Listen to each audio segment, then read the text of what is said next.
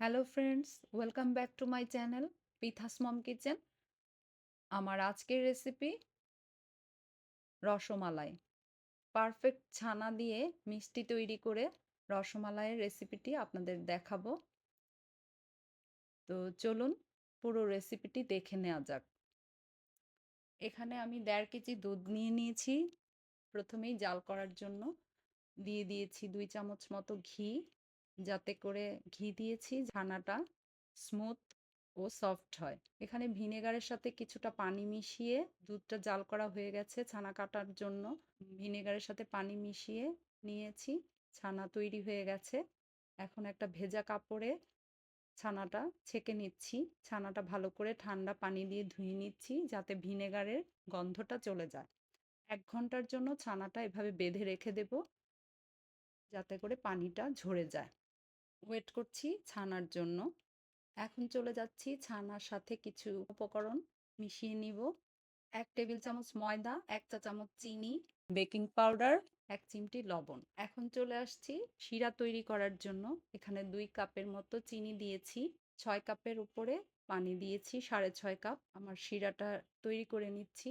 জাল করা হয়ে গেছে। এখন চলে এসেছি ছানা, এদিকে পানি ঝরে গেছে। শুকনো উপকরণগুলো মিশিয়ে নিয়েছি। এখন প্রত্যেকটা উপকরণ আমি ছানার সাথে ভালো করে মিশিয়ে মথে নিচ্ছি। এখানে 7 থেকে 8 মিনিট মথে নিতে হবে। মথে নেওয়া হয়ে গেছে। একে একে মিষ্টিগুলো তৈরি করে নিচ্ছি। মিষ্টিগুলো তৈরি হয়ে গেলে আমি চলে যাব শিরার মধ্যে মিষ্টিগুলো জাল করে নেব।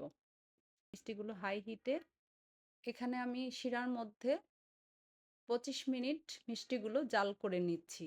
এখানে আমি একটা ছাঁক ব্যবহার করেছি, ময়দা দিয়ে পানি দিয়ে গুলিয়ে রেখে ছাঁকটা কিছুটা 10 মিনিট পরেই ছাঁকটা দিয়ে দিয়েছিলাম, এটা স্কিপ হয়ে গেছে।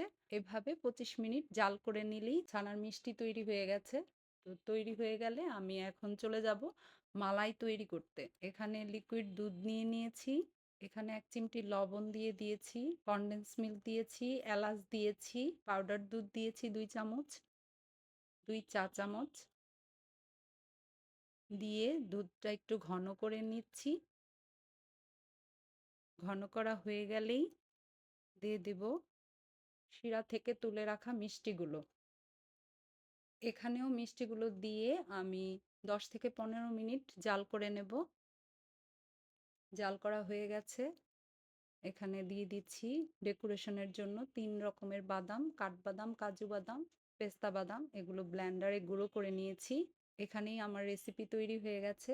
তো পুরো ভিডিওটা দেখে আপনারা অবশ্যই কমেন্টে জানাবেন আমার রসমালাইয়ের রেসিপিটি কেমন হয়েছে। এভাবে আপনারা বাসায় রসমালাই তৈরি করে খেয়ে দেখতে পারেন। আমার মনে হয় খুব ভালো লাগবে আপনাদের খেয়ে। দেখুন কতটা সফট হয়েছে মিষ্টিগুলো। তো সবাই সুস্থ থাকবেন, ভালো থাকবেন। আজ এ পর্যন্তই। লাইক, কমেন্ট, শেয়ার দিয়ে আমার পাশেই থাকবেন।